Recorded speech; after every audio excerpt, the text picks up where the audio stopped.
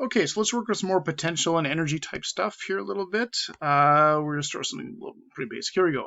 We got a positive charge over here. Let's say this is an 86 nanocoulomb charge. And let's say that 46 micrometers away, well, let's use a proton. We've got a proton over here. And what it's going to do is, well, it's going to start rest here, so no big deal. And then what it's going to do is going to, of course, be repelled. We did a question similar to this before. And let's say over here it's going 3.63 times 10 to the 7 meters per second.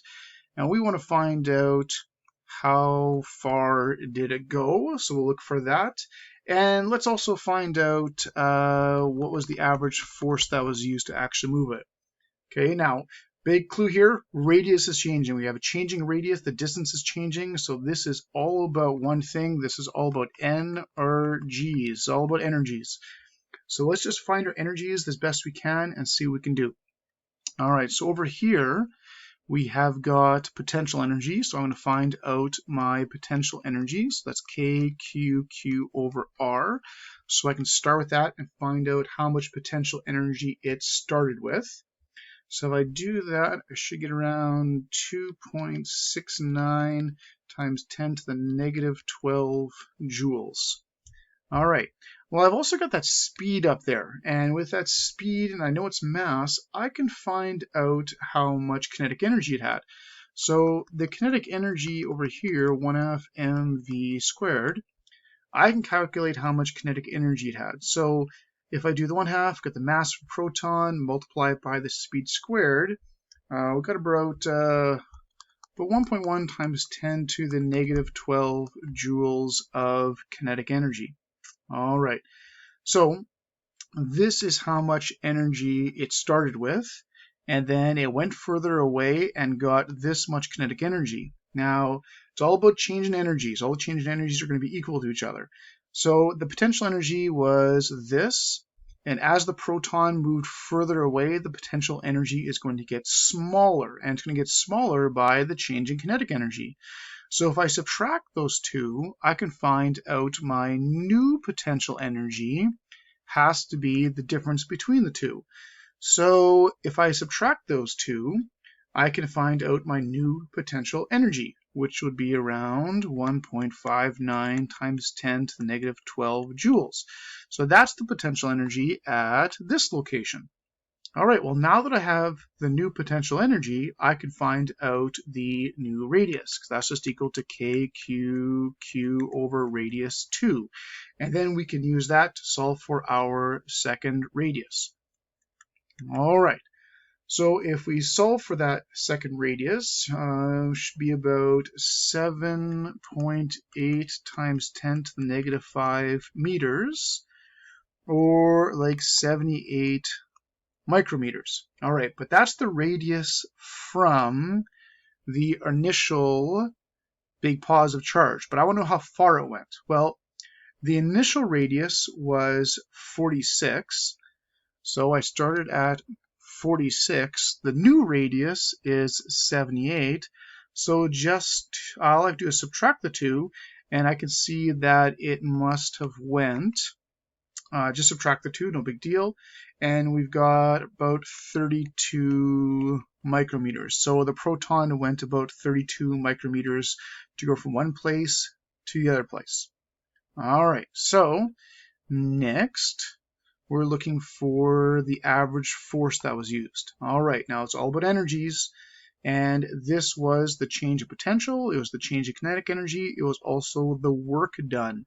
So average force is just work divided by distance. So there's my work right there. The distance I'd want to use is that, the one that it actually traveled.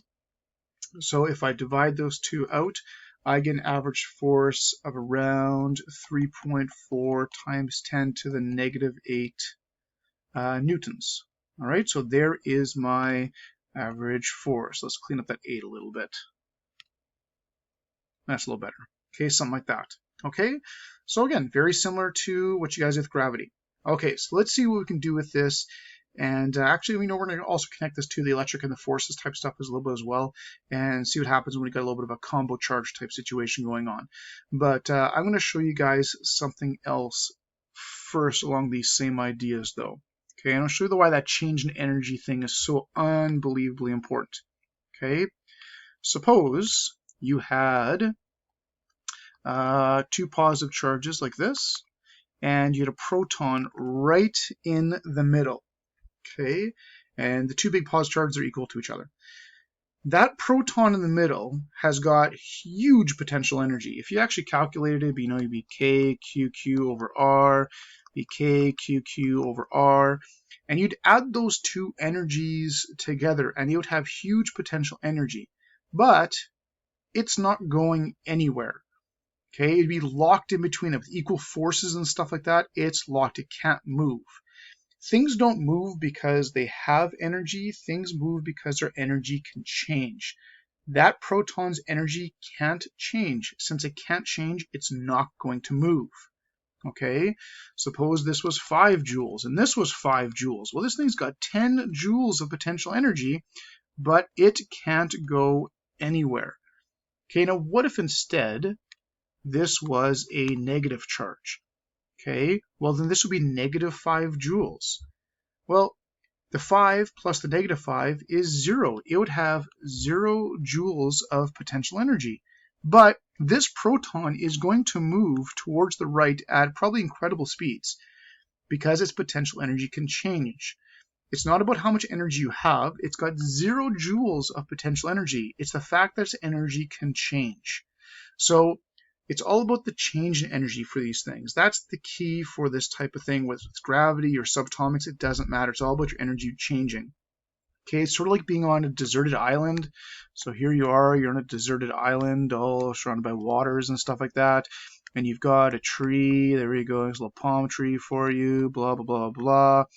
And here you are, sitting here, there you go, all sad and droopy.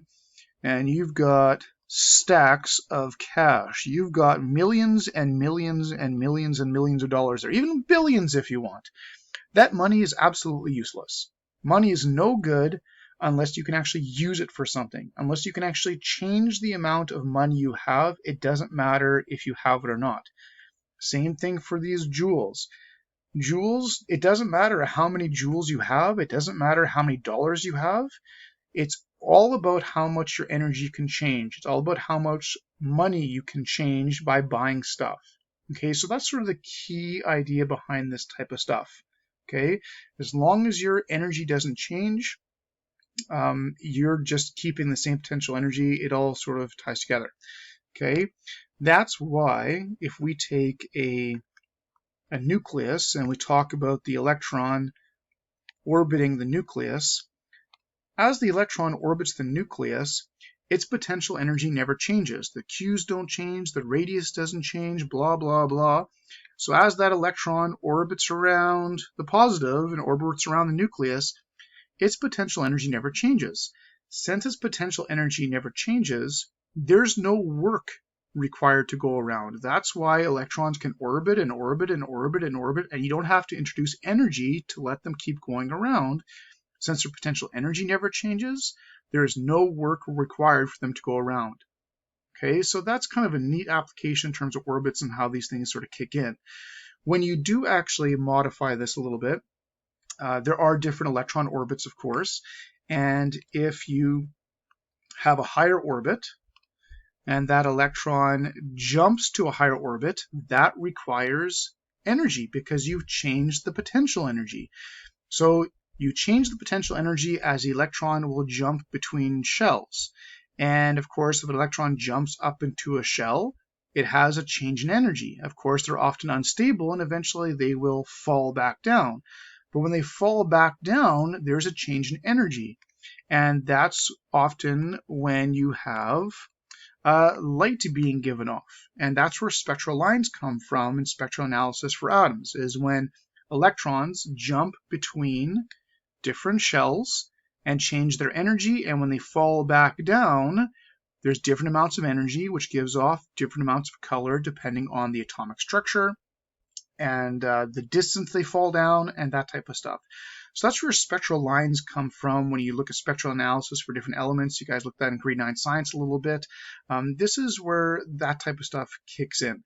So it's always about the change in energy. Again, not how much energy you have, it's about how your energy changes. And like an atomic structure type idea, that change in energy is what gives you your spectral lines. Okay, so maybe you had another orbit, maybe over here.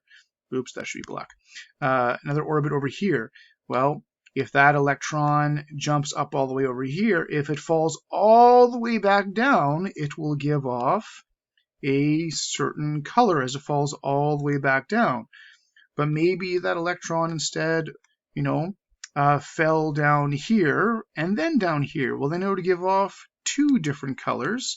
One color when it fell down the first part, and then a second color when it fell down the second part. So this is why you get different colors of bands depending on how the electrons fall back down to their stable orbits. And it's all about changing their potential energy. Okay, so this is one of the key things. You have the electric fields and you've got the forces for pushing things around, but the electric potential and potential energy kicks in for analyzing the energies and the, what changing the orbits of electrons, atomic structure. It all sort of ties together. Okay, so we'll be doing some more practice with electric potential and energy and moving charges around a little bit.